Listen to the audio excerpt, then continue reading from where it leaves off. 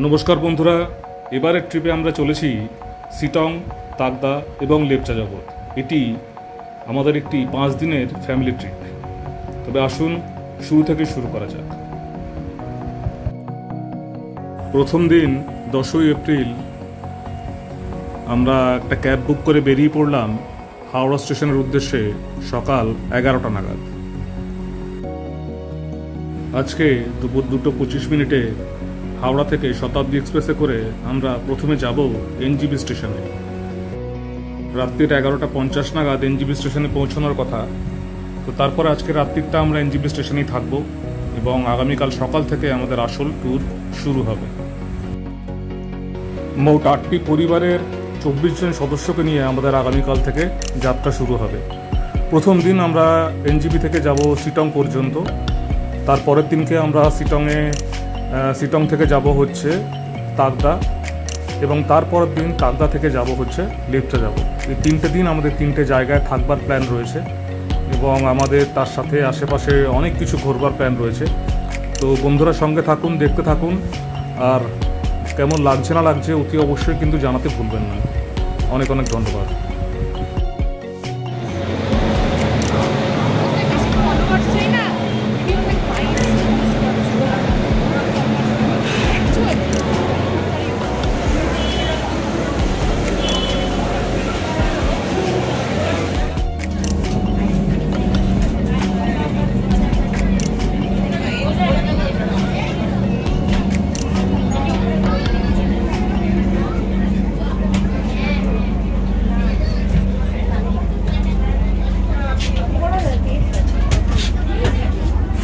তার দিয়ে বাধা সব।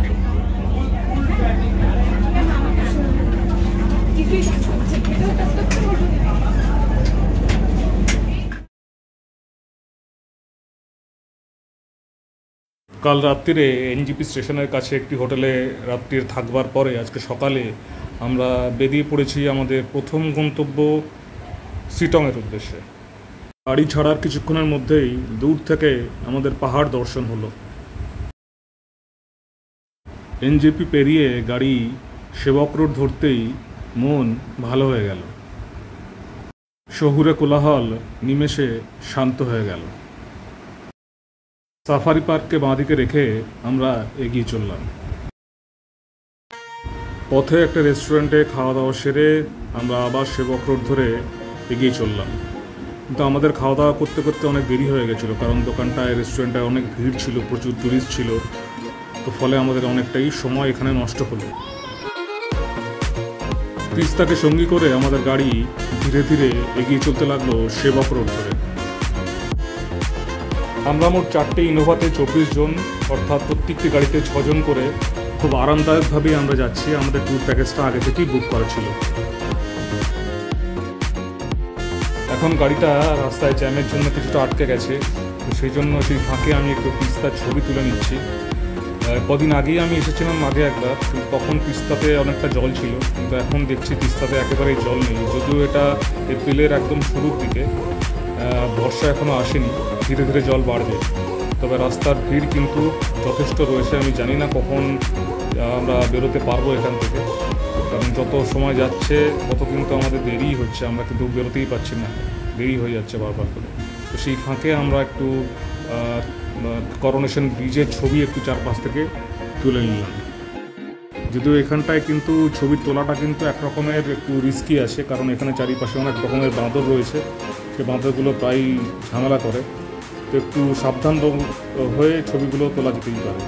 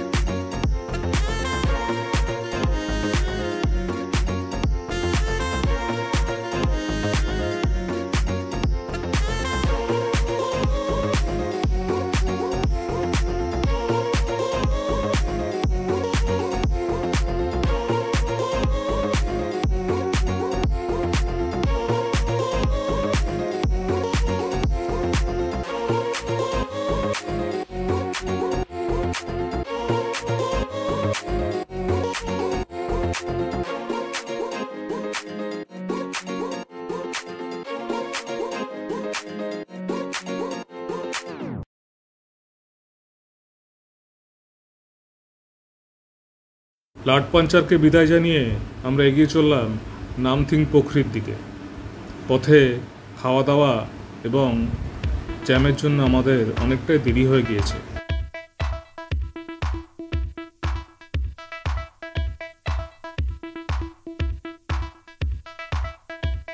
মনে হচ্ছে এখানে আর একটু দাঁড়াতে হবে, তো ততক্ষণে চারিপাশটা আর একবার একটু দেখে নিই।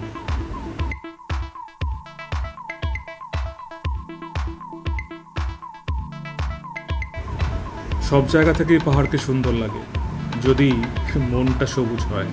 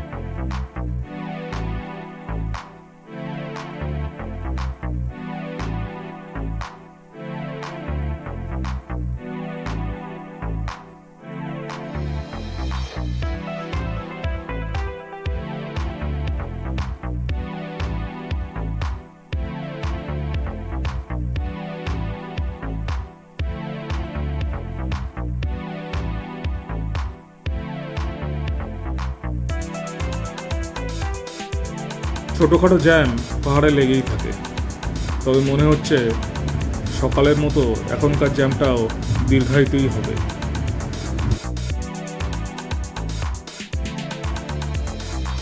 বিভিন্ন কারণে পথে দেরি হয়ে যাওয়ার জন্য আমরা এখনো পর্যন্ত নামথিং পোখরিতে পৌঁছতে পারিনি।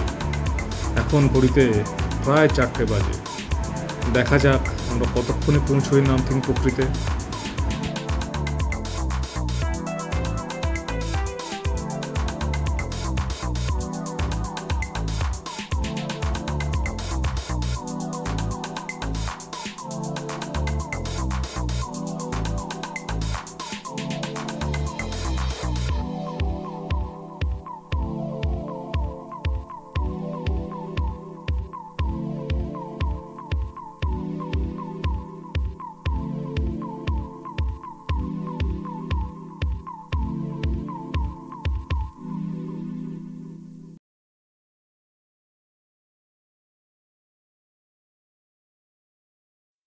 নামথিং পোখরির কাছে পৌঁছতেই স্বয়ং বজরংবলী আমাদের আহ্বান জানালেন। একটা বিশাল মূর্তি তাঁর রয়েছে, তার ঠিক পিছনেই যে অংশটি দেখা যাচ্ছে সেটি আদতে একটি লেক, যেটি বর্ষাকালে জলে পরিপূর্ণ থাকে। এখন যেহেতু জল নেই সেহেতু এখন এরকমই লাগছে দেখতে। নামথিং পোখরিতে আমাদের আর বেশিক্ষণ থাকা হলো না। মেঘলা হয়ে এসছে, ঝিরিঝিরি বৃষ্টি পড়ছে, ওদিকে 4:30ও বেজে গেছে। আমাদের এখনও শিটং পৌঁছতে হবে। আমাদের এখনও কারোরই লাঞ্চ হয়নি।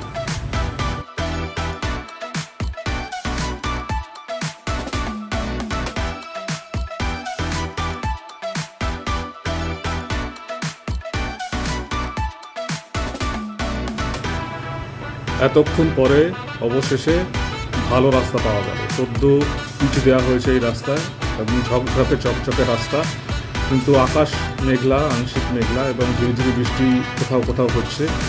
আমরা এখন যাব হচ্ছে শিটংয়ে, তবে তার আগে আমরা একটু চট করে দেখে নেব অহলদাড়া।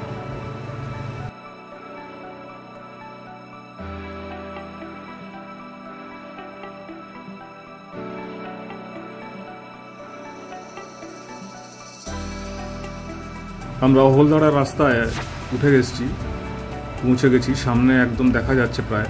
এই রাস্তাটা ভারী সুন্দর, ব্লক দিয়ে দিয়ে বাঁধানো। একদম চলে এসেছি কাছাকাছি।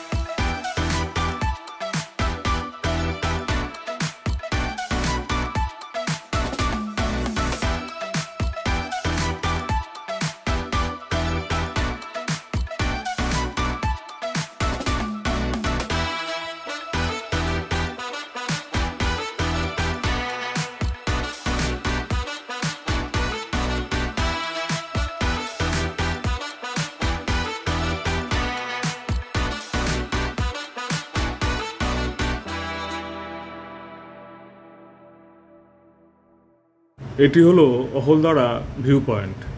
অহলদাড়াতে এমনি অনেকগুলো থাকার জায়গা আছে, ওপরে এবং নিচে।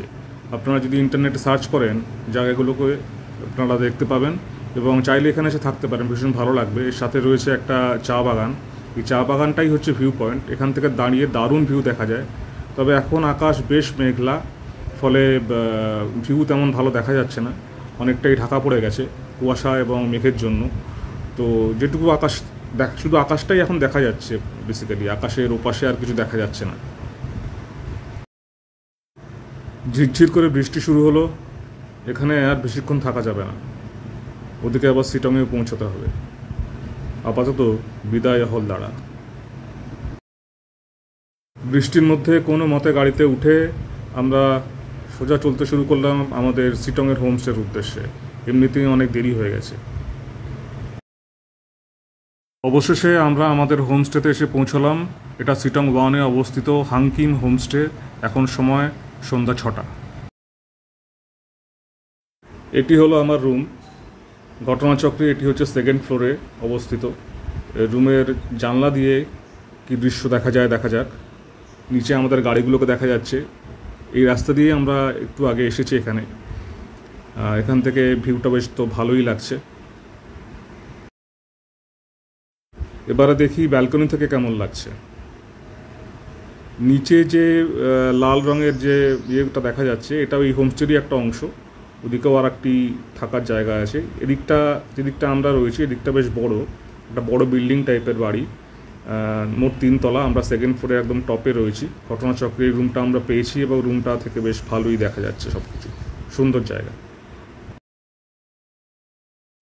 ব্যালকনিতে বসে লিকার চা আর চিকেন পকোড়া খেতে খেতে শিটং গ্রামটা সন্ধ্যাবেলায় ঠিক এমনই লাগছে। সময় এখন সন্ধ্যা 7:40। একটু আগেই বৃষ্টি হয়েছে, তারপরে আবার চাঁদ উঠেছে হোমস্টের ব্যালকনি থেকে। সুপ্রভাত। সময় এখন সকাল 6:35। সকাল থেকেই সূর্যিমামা মেঘদের সঙ্গে লুকোচুরি খেলে চলেছেন। আজকেও মনে হচ্ছে সারাটা দিন মেঘলাই থাকবে। ব্রেকফাস্ট সেরে আমরা মালপত্র নিয়ে হোমস্টে ছেড়ে বেরিয়ে চলে এসেছি। এখন আমরা যাব তাকদা। তো তার আগে আমরা দেখে নিলাম যোগীঘাট। ভারী সুন্দর একটি জায়গা। এখানে ঢুকতেই আমাদের একটা চোখে পড়লো একটা সুন্দর হোমস্টে। যোগীঘাট আসলে রিয়াং নদীর মাঝখানে অবস্থিত একটি ব্রিজ, যা দুপাশের দুটো গ্রামকে সংযোগ করেছে। তো এই মাঝখান থেকে বয়ে চলা রিয়াং নদী এখন যদিও জলটা খুব কম রয়েছে, কিন্তু দুপাশটা ভারী সুন্দর। এবং বছর কয়েক আগে যোগগুরু রামদেব এই ব্রিজটির উদ্বোধন করেন। তারপর থেকে এর নাম হয় যোগীঘাট।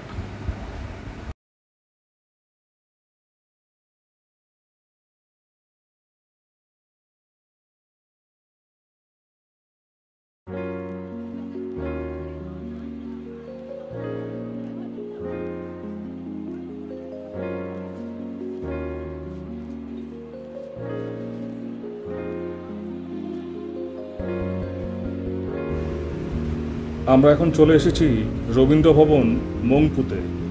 এটি টেগর হাউস নামেও বিখ্যাত। শিটংয়ের খুব কাছেই এটি অবস্থিত। এটি কবিগুরুর রবীন্দ্রনাথ ঠাকুরের বাড়ি। এখানে একটি মিউজিয়ামও আছে, কিন্তু মিউজিয়ামটি আজকে বন্ধ থাকবার জন্য আমরা সেটা দেখতে পারলাম না। এছাড়া মংপু বিখ্যাত হচ্ছে সিংকোনা গাছের প্ল্যান্টেশন এবং কুইনাইন তৈরির কারখানার জন্য। মংপুতে কিছুক্ষণ সময় কাটিয়ে আমরা এগিয়ে চললাম কাছেই রডোডেন্ড্রন পার্ক। এই পার্কটি খুব বেশি দিন এখানে তৈরি হয়নি।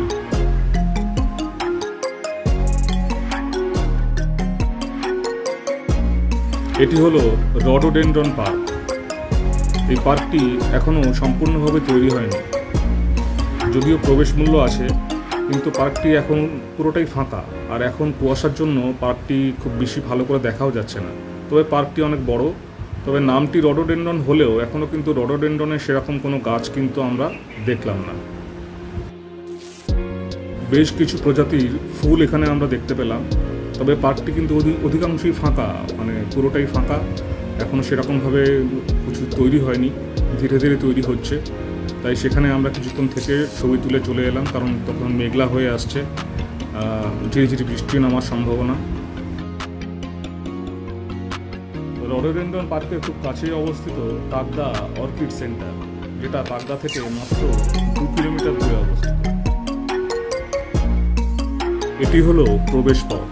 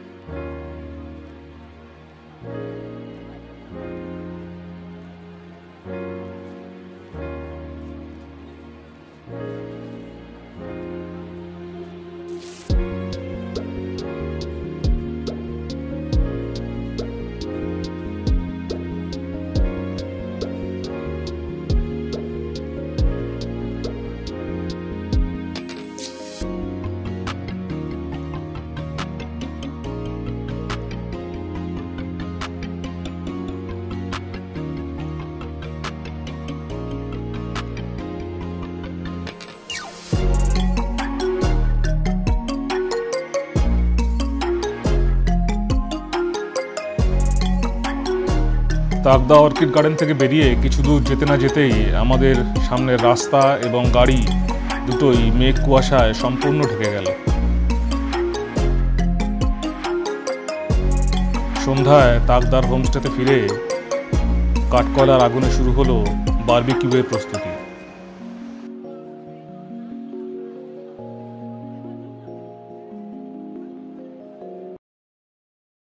পরের দিন ভোরবেলাতেও আকাশের মুখ ভার, সূর্যিমামার দেখা নেই। এখন সময় 6:30।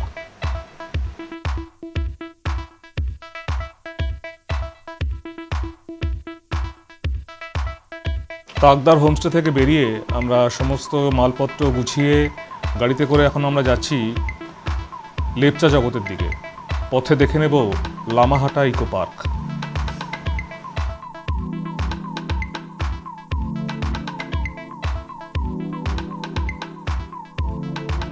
এই লামাহাটা ইকো পার্ক তাকদা থেকে মাত্র 12 কিলোমিটার দূরে।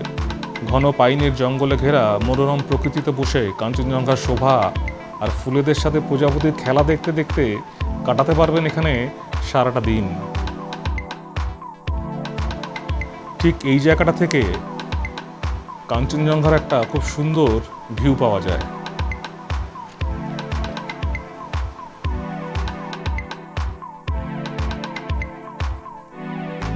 এবার এই গাছবাড়ি বা টাওয়ারটা একবার উঠে দেখি ওখান থেকে কি দেখা যাচ্ছে। এখানে লেখা রয়েছে একসাথে 7 জনের বেশি ওঠা অ্যালাউ নয়।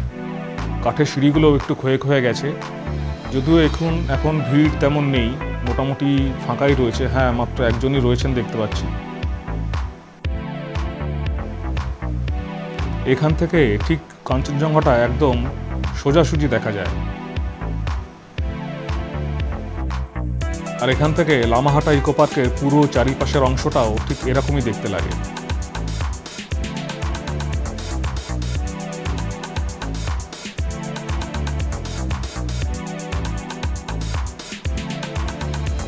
আর দূরে কাঞ্চনজঙ্ঘা দেখা যাচ্ছে। পুরো রেঞ্জটা এখান থেকে একদম ঝকঝকে পরিষ্কার দেখা যাচ্ছে।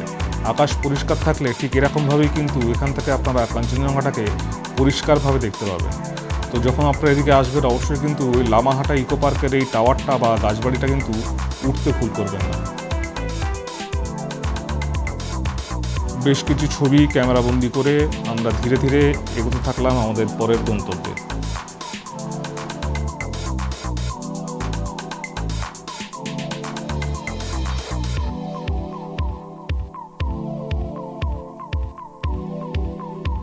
সন্ধ্যায় লেপচা জগতের হোমস্টে থেকে দার্জিলিং শহরকে ঠিক এরকমই দেখতে লাগে।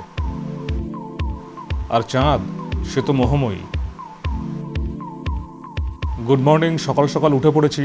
আজকে একটু ইচ্ছা আছে কাঞ্চনজঙ্ঘাকে একটু কাছ থেকে দেখবার। তো হোমস্টে থেকেই হাঁটতে হাঁটতে বেরিয়ে পড়েছি। সামনেই শুনেছি একটা ভিউ পয়েন্ট আছে, সেখানে কাঞ্চনজঙ্ঘাকে নাকি খুব সুন্দরভাবে দেখা যায়। তো দেখা যাক আমার ভাগ্যে কি আছে, সঙ্গে থাকুন।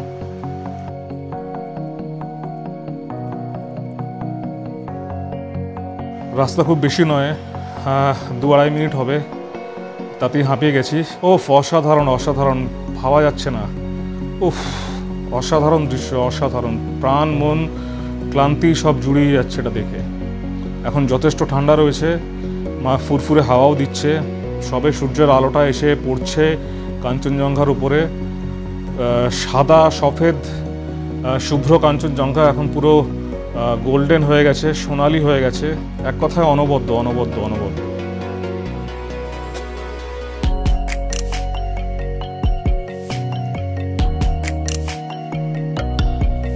ক্যামেরাতে রূপ কতটা ঠিক পরিষ্কার করে বোঝা যাবে আমার জানা নেই, কিন্তু নিজে না দেখলে, নিজে অনুভব না করলে এ দৃশ্যর সম্পূর্ণ বোঝা যাবে না। সকালের প্রথম আলো বরফের উপর পড়েছে, পুরো কাঞ্চনজঙ্ঘা সহ পুরো রেঞ্জটা ঝকঝকে তকতকে করছে, একদম পুরো সোনা দিয়ে কেউ মুড়ে দিয়েছে। অদ্ভুত সুন্দর, অদ্ভুত সুন্দর।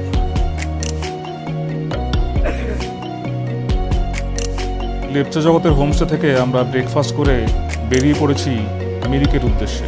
তবে পথে দেখে নেব প্রথমে সীমানা ভিউ পয়েন্ট। এটা হলো সীমানা ভিউ পয়েন্ট। এটা গলিটার ভিউ পয়েন্ট নামেও পরিচিত। এখান থেকেও কাঞ্চনজঙ্ঘা অসাধারণ সুন্দর দেখতে লাগে। এখন সকালবেলা, ওয়েদার যথেষ্ট পরিষ্কার, তাই ঝকঝকে কাঞ্চনজঙ্ঘাকে আমরা প্রাণ ভরে মন ভরে উপভোগ করতে পারছি। যদি আপনারা এদিকে আসেন অবশ্যই কিন্তু এই ভিউ পয়েন্টটা দেখতে ভুল করবেন না। ঠিক আমার বাঁ দিকে সামনে যে পাহাড়গুলো রয়েছে সেই পাহাড়গুলো হচ্ছে নেপালের পাহাড়। ওই যে দূরে যে গ্রামগুলো দেখা যাচ্ছে ওগুলো হচ্ছে নেপালের গ্রাম। বাঁ দিকটা সম্পূর্ণ নেপালে অবস্থিত আর ডান দিকটা সম্পূর্ণ ভারতে অবস্থিত। এই জন্য এই জায়গাটাকে বলে সীমানা ভিউ পয়েন্ট বা গলিটার ভিউ পয়েন্ট। সীমানা ভিউ পয়েন্ট থেকে আমরা এখন চলেছি মিরিকের দিকে। তবে আমাদের ইচ্ছা আছে একটু পশুপতি ফটকের ওখানে নেমে যদি দেখা যায় নেপালের দিকটা যদি একটু ঘোরা যায় সেটা একবার দেখে নেওয়া। এটা হলো নেপালের সেই বিখ্যাত পশুপতি ফটক, যেখান থেকে আমরা আমাদের ভোটার আইডি কার্ড দেখিয়ে ভিতরে প্রবেশ করলাম এবং সামনেই কিছু দোকানপাট রয়েছে, সেখানেও আপনারা ঘুরে ফিরে কিছু কেনাকাটা বা দেখে শুনে আসতে পারেন। আর যদি পশুপতি মার্কেট যেতে চান সেক্ষেত্রে একটা গাড়ি ভাড়া করে নেওয়াই ভালো। আমাদের হাতে সময় কম থাকবার জন্য আমরা একটা গাড়ি ভাড়া করে নিয়েছিলাম। 6 জনের জন্য 300 টাকা নিয়েছিল যাওয়া এবং আসা সবটা মিলিয়ে। খুব অল্প সময়ে আমরা মার্কেটের সামনেটুকু শুধু একটু ঘুরে অল্প কিছু কেনাকাটা করে আমরা আবার ফিরে এলাম। আমাদের আবার মিরিক ফিরতে হবে। পশুপতি মার্কেট থেকে আমরা এখন চলেছি মিরিকের পথে। সামনেই আমাদের পথেই পড়বে গোপালধারা টি গার্ডেন। এখানে আমরা একটু ঘুরে দেখব।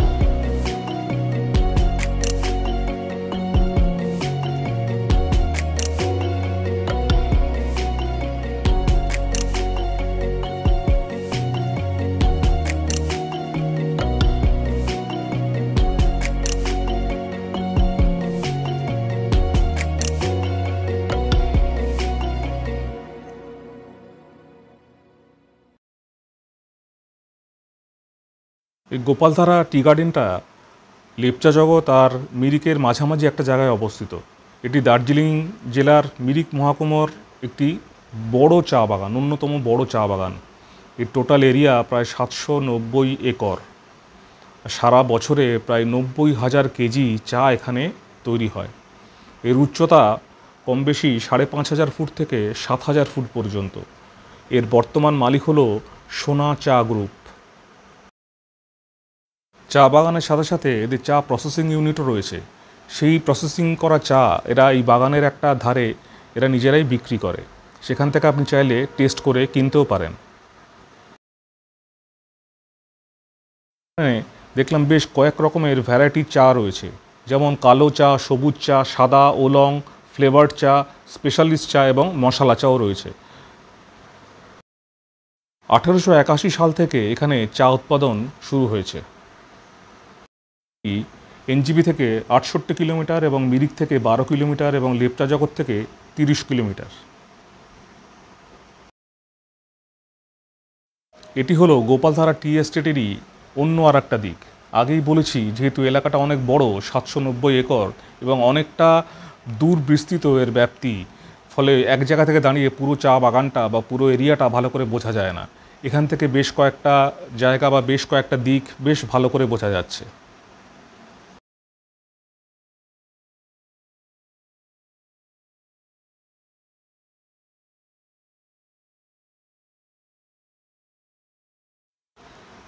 আমাদের এবারের গন্তব্য মিরিক।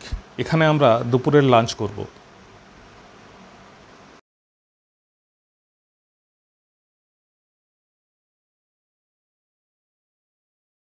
এটি হলো মিরিক লেক, যা সুমেন্দু লেক নামেও পরিচিত। এটি দার্জিলিং জেলায় অবস্থিত। এর উচ্চতা মোটামুটি 4,905 ফুট। লেকের ঠিক এই অংশটা থেকে খুব ভালো কাঞ্চনজঙ্ঘা দেখা যায়। এই লেকটির দৈর্ঘ্য 3.5 কিলোমিটার।